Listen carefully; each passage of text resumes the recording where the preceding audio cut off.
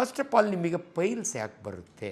ಇದು ಸರಳವಾಗಿ ನಿಮ್ಗೆ ಹೇಳಬೇಕು ಅಂದರೆ, ಭಾಳ ಜನ ತಪ್ಪು ತಿಳ್ಕೊಳ್ತಾರೆ. ನನಗೆ ಎಕ್ಸೆಸ್ ಆಫ್ ಹೀಟ್ ಆಯಿತು, ಕೋಳಿ ತಿಂದೆ, ಯಾವುದಕ್ಕೋ ಮಾತ್ರೆ ತಿಂದೆ, ಹೀಟ್ ಜಾಸ್ತಿ ಆಗಿ ನಮಗೆ ಪೈಲ್ಸ್ ಬಂತು ಅಂದ್ಕೋತಾರೆ.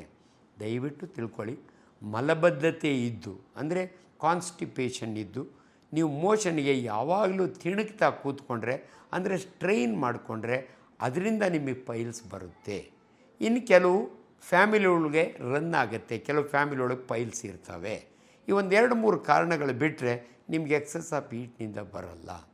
ಸೊ ಇದು ಪ್ರೋಗ್ರೆಸ್ ಹೆಂಗಾಗುತ್ತೆ ಅಂದರೆ, ಫಸ್ಟ್ ಡಿಗ್ರಿ ಒಳಗೆ ಬರೀ ಬ್ಲೀಡಿಂಗ್ ಇರುತ್ತೆ, ಸೆಕೆಂಡ್ ಡಿಗ್ರಿ ಇನ್ನೊಂದು 6 ತಿಂಗಳಾದಮೇಲೆ ನೀವು ಮೋಷನಿಗೆ ಕೂತಾಗೆ ಏನೋ ಈಚೆಗೆ ಬರುತ್ತೆ, ಬ್ಲೀಡ್ ಆಗುತ್ತೆ, ಆಮೇಲೆ ಒಳಗೆ ಹೋಗುತ್ತೆ. ಇದು second degree piles. Third degree piles ಅವು ಬಂದು ಈಚೆ ಕೂತು ಬಿಡ್ತವೆ, ಆವಾಗ ನಿಮಗೆ ಪೇಯ್ನ್ ಶುರುವಾಗುತ್ತೆ. ಅಲ್ಲಿವರೆಗೂ ನಿಮಗೆ ಪೇಯ್ನ್ ಇರಲ್ಲ.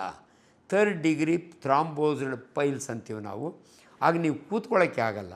ನಾನು ಭಾಳ ಸಾರಿ ಹೇಳ್ತೀನಿ ನನ್ನ ಮೆಡಿಕಲ್ ಸ್ಟೂಡೆಂಟ್ಸ್ಗೆ, ಯಾರಾದರೂ ಒಂದು ಕುಂಡಿಯ ಮೇಲೆ ಸ್ಕೂಟ್ರ್ ಓಡಿಸ್ಕೊಂಡು ಹೋಗ್ತಿದ್ರೆ ಅವನಿಗೆ ಥರ್ಡ್ ಡಿಗ್ರಿ ಪೈಲ್ಸ್ ಇದೆ, ಯಾಕಂದರೆ ಅವ್ನು ಕೂತ್ಕೊಳ್ಳೋಕ್ಕಾಗ್ತಿಲ್ಲ ಅನ್ನೋ ರೀತಿಯಲ್ಲಿ ಹೇಳ್ತೀನಿ.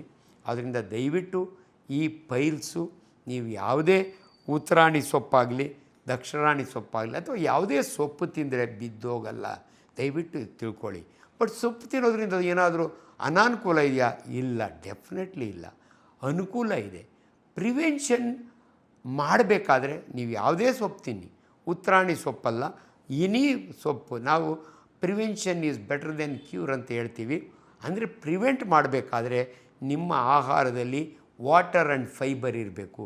ಫೈಬರ್ ಎಲ್ಲಿರುತ್ತೆ ಅಂದರೆ ಸೊಪ್ಪು ತರಕಾರಿಗಳಲ್ಲಿ.